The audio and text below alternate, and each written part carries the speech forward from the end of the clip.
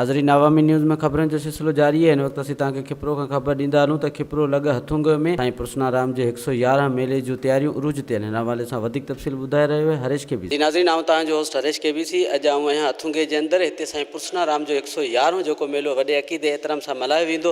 अॼु हुनजी तैयारियुनि जे हवाले सां असां सां गॾु हींअर मौजूदु आहे हथुंगे दरबार जो जेको शेवादारी अंकल दौलत। हुन खां पुछंदासीं त मेले जे हवाले खां तव्हां कहिड़ियूं कहिड़ियूं तैयारियूं कंदा आहिनि, किथां किथां यात्री ईंदा आहिनि, हुननि जे लाइ हिते तव्हां कहिड़ियूं कहिड़ियूं सहूलियतूं कंदा आहिनि, ऐं मेलो केतिरा ॾींहं हलंदो आहे, कहिड़ा भगत ईंदा आहिनि किथां खां, ऐं हिते जेके यात्री ईंदा आहिनि कहिड़ी पंहिंजूं तमनाऊं खणी ईंदा आहिनि। हिन हवाले खां असां सां गॾु हींअर मौजूदु आहे अंकल दौलत। जय बोलो साईं पृसनाराम साहिब की जय। सभिनी प्रेमियुनि खे वेनिती आहे त साईं पृसनाराम साहिब मेलो तारीख़ 19 ऐं 20 मार्च ते वॾे धामधूम सां लॻी रहियो आहे। मंगल ऐं ॿुधर जो ॾींहुं अथव। भगत लक्ष्मी चंद साहिबु लाड़काणे वारा सत्संग कीर्तन कंदा, ऐं तव्हां सभिनी प्रेमियुनि खे वेनिती आहे त अची मेले में अची करे पंहिंजो लाभ वठंदा।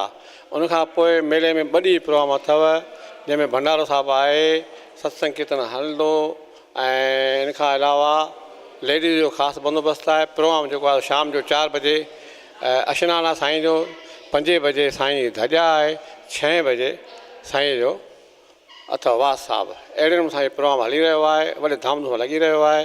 ऐं परे परे जा जाती जेके अचनि था, मिठी खां, टंडो जाम खां, नवकोट खां, इस्लाम कोट खां, सांगड़, काज़ी अहमद, नवाब शाह, कराची, हैदराबाद, मीरपुर ख़ास ऐं अर्ध गर्द जेके बि आहिनि तक़रीबन जाम माण्हू अचनि था मेले ते। हर को पंहिंजे पंहिंजे अक़ीदत सां हलियो थो वञे पेरे पई करे। बोलो साईं पृसनाराम साहिब की जय। पाकिस्तान जिंदाबाद।